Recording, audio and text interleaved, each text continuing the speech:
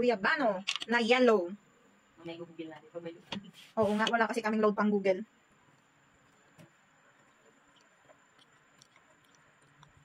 Bunuhan lang kami nga nalong maustong. pag yung sobrang hinog, masyado siyang ano yun, ay malambot na bagay mo makain. So, kasi ano dito, kasi narod. Oo, depende kung gusto mo. Asan tayo sa?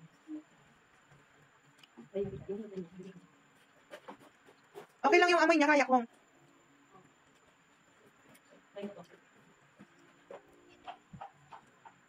Hindi siya maasim. Pero para siyang kandila. Oo nga, no, sobrang soft. Pero ang tigas talaga sa gitna.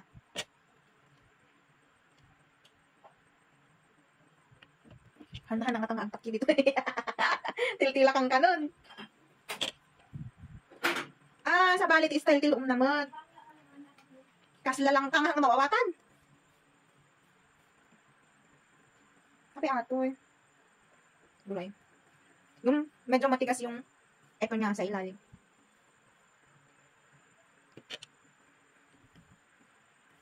Pangit.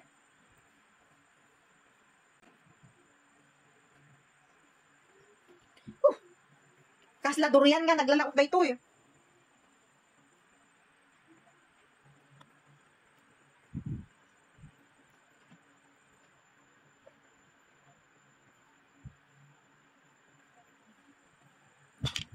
Baka hindi lang tayo sanay talaga kumain ng ganito.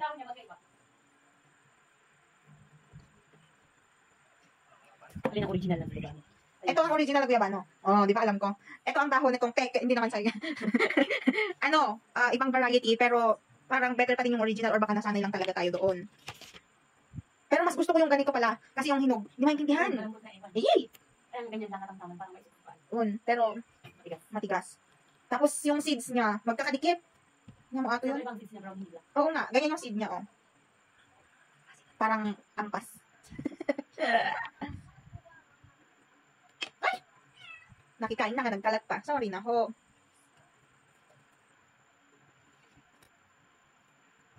Doon na tayo sa libreng pagkain ngayon. Ito lang ang free.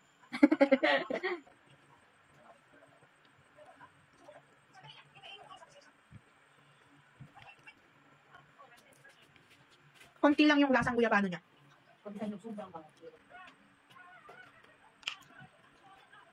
Pwede na. Pwede nang pagtsagaan. Baka kaya nalahian ko ng langka. Ano bang kasabi nito? Baka nag-breed damot nga isuda. Dikit-dikit yung buto niya talaga. Kasi wag gawin.